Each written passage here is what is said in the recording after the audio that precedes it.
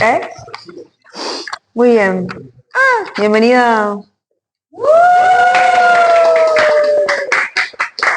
Luciano a los estudios. Bueno, comenzamos con el capítulo 5, este salmo, que el título es Plegaria para pedir protección. Y el subtítulo dice el músico principal sobre Neilot. Neilot, no Nehilot, como dijo recién Romina en el capítulo 4. En el capítulo 5 dice sobre Neilot. Que Neilot significa también un término musical que aparece únicamente en este salmo, en el salmo número 5. Y generalmente significa que va dirigido a instrumentos de vientos, mayormente a las flautas. Y está indicado para la lectura del salmo que debía ser acompañado por este instrumento. Bueno, este salmo es un salmo de David, como está escrito, es una oración de lamento para recitar o cantar durante la mañana. Quizás en el subtítulo no dice matutino, pero en uno de los versículos dice algo de que el Señor oirá su oración por la mañana. Muy bien. ¿Y en el anterior qué decía? En el que... Pero en el que era matutino, decía... Bueno, la Reina Valera no dice ni matutino ni despertarse, sino que en el Salmo dice que el Señor iba a oír la oración a la mañana. Y bueno, este iba a estar acompañado de flautas y es un salmo de petición, donde el salmista busca la ayuda y protección del Señor y pide la ayuda ante la maldad y la injusticia que lo rodeaba. Y el propósito de este salmo es pedir liberación y protección de Dios por todos los enemigos que estaban rodeándolo. Y este salmo lleva 12 versículos y se pueden dividir en 3 etapas.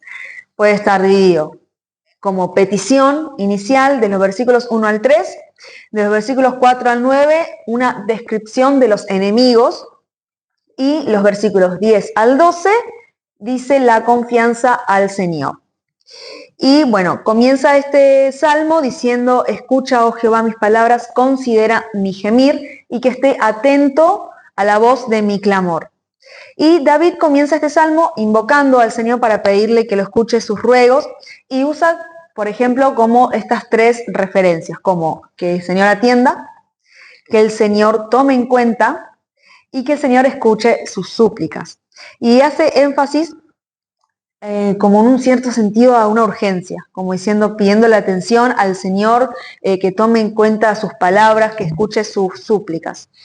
Y al invocar a Dios en forma persistente, David da muestras de su fe y de seguridad que Dios respondería su clamor.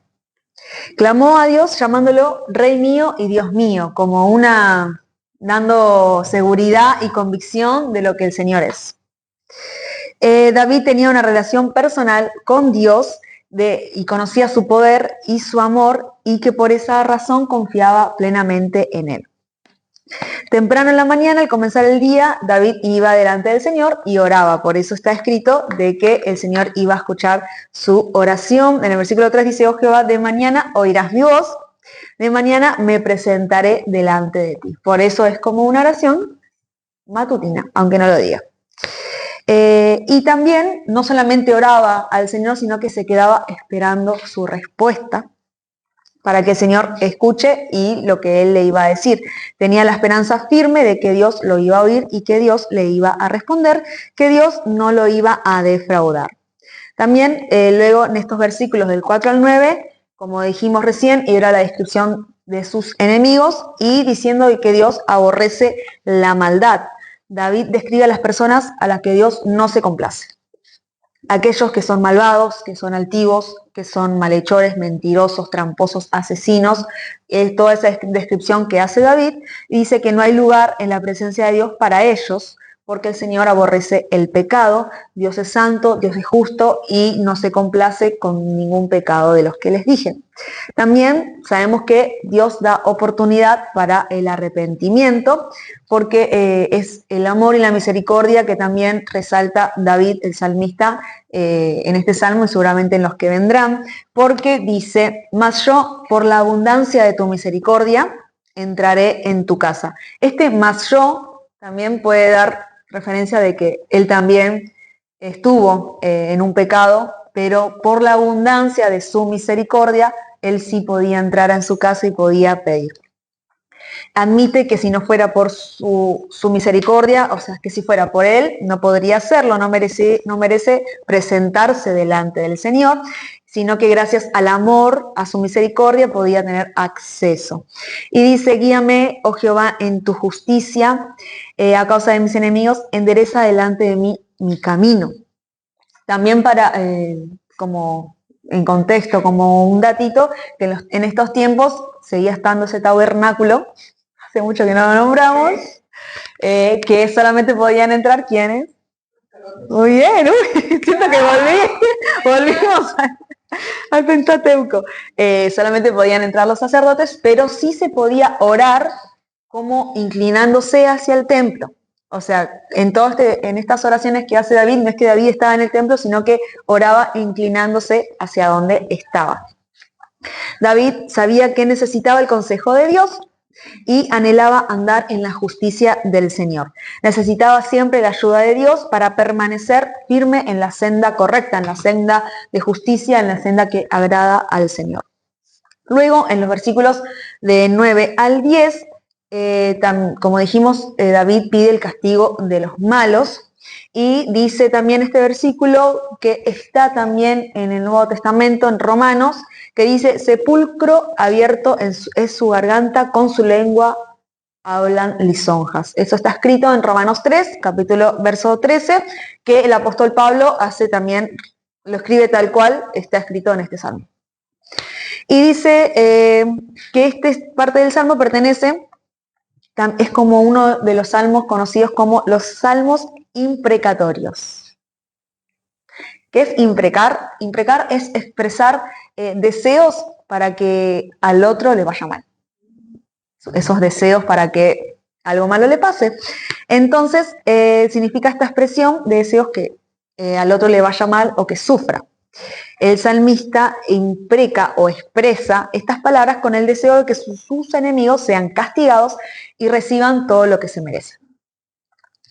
Estos versículos, en específico, David le pide a Dios que condene y que rechace a sus enemigos por la rebeldía que ellos han tenido hacia Dios. Quizás no tanto lo que le han hecho a él, sino cómo se han comportado delante de Dios. Por la actitud que habían tenido ante el Señor. También dice que vuelve a decir cómo eran ellos: mentirosos, corruptos, llenos de engaño. Y termina este capítulo 5 en estos últimos dos versículos, en el verso 11 y en el verso 12, diciendo, relatando la bendición que tienen aquellos que se refugian en Dios. Y dice: pero alégrense todos los que confían en el Señor, den voces de júbilo para siempre, porque tú los defiendes. En ti se regocijen todos los que aman su nombre, porque tú, oh Jehová, bendecirás al justo, como un escudo lo rodearás de su favor. Y en esta última sección de este salmo se puede encontrar que solamente ellos pueden alegrarse en el Señor, aquellos que confían, aquellos que ponen su confianza en el Señor, pueden cantar llenos de júbilo, llenos de alegría, y la presencia de Dios en el corazón del hombre trae gozo, y refugiarse en el Señor es lo mejor que pueden hacer, que puede traer bendición y protección. Este es el capítulo 5. Bueno, y con el corazón un poquito acelerado, vamos al capítulo 6. Se dice que este salmo es un clamor sincero por misericordia y liberación, en el cual David muestra su profunda angustia y desesperación. El título es Oración pidiendo misericordia en tiempo de prueba. No se sabe cuál fue la ocasión de este salmo, pero debido a su pecado, David sentía que estaba bajo el enojo de Dios. Así que por lo tanto clamó a Dios para que aliviara el castigo. Bueno, el título, como les dije, oración pidiendo misericordia en tiempo de prueba. Subtítulo es al músico principal en Neginot, sobre Seminit, Salmo de David. Que Neginot se dice que era un instrumento que se tenía que recitar.